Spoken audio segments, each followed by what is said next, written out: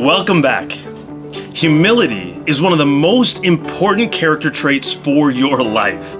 Whether you have pride or humility in any area, lead your life towards more healthy or less healthy places. You could say that humility is treating others as though they're more important than you. It isn't putting yourself down or thinking that you're not important. Humility is recognizing that every good thing comes from God. And it all starts with grace. Let's talk about it. Receiving God's grace is accepting God's forgiveness and love, even when I mess up and deserve punishment. If you've been around church any length of time, you've already heard about grace. This isn't new to you, but I think we still get it wrong a lot of the time. We're usually pretty good with the first part, to know that we need God's grace to be saved. It's because of our sin that we have broken relationships in a broken world. And while that's really bad, God shows incredible love to us. God loved us so much that He decided to take the punishment that we deserve instead of us. Ephesians 2:8-9 says, "For by grace you have been saved through faith. And that not of yourselves, it is the gift of God, not as a result of works, so that no one may boast." This verse says that we haven't earned God's love or kindness. We certainly haven't earned the right to be in paradise with God forever. God says that He forgives us and invites us to a big eternal celebration because He's such a good God. Think of it like if you were 16 and you were really disrespectful and unkind to your parents, but they decided to surprise you with keys to a brand new Ferrari. First of all, you don't deserve it. And second of all, it's far more than you could ever earn on your own. It's an incredible gift that would blow you away and create a really huge sense of gratitude. God's grace is awesome. It's indescribably better than a Ferrari. We need God's grace to be saved. So it's good to understand this part of His grace. But the next part is where I think a lot of times we get tripped up.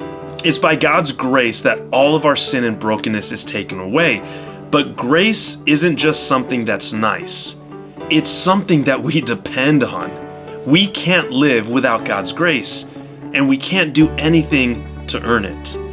A number of years ago, some researchers saw a lion with a baby antelope. Everyone thought that this lion would eat the baby antelope because that's what lions do. Any baby animal walking up to a lion should expect to be eaten because that's the law of nature. But in this case, something really bizarre happened. The lion decided not to eat the baby antelope.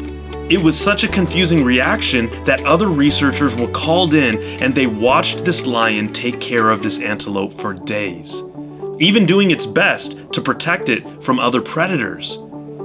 This is obviously an extremely rare thing to see, although there have been a few other cases. Like this time with a different lion protecting a baby antelope, even standing in the way of the jaws of another lion while trying to take care of it. Both of these stories touch us in a unique way because we see what looks like love and grace demonstrated by these large and powerful predators that would normally gobble up those animals.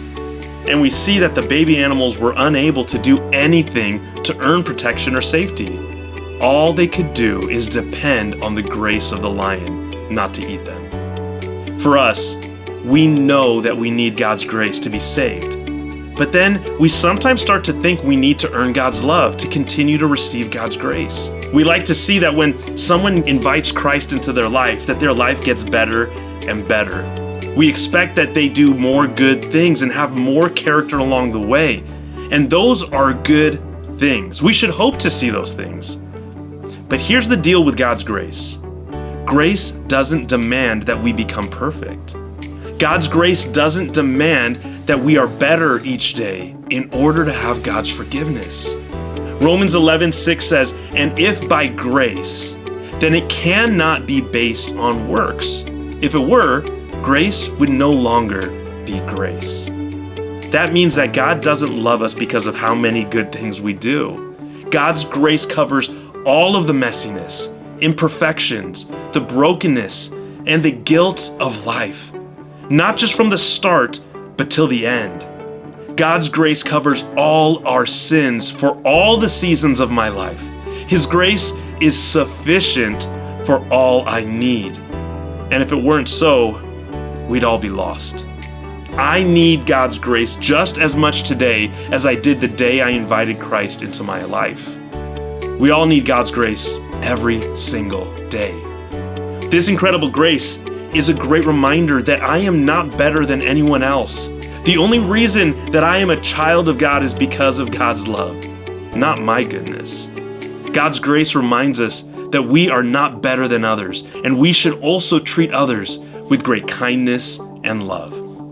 So hold on tightly to God's grace and stay humble as you keep fueling yourself with God's love and truth.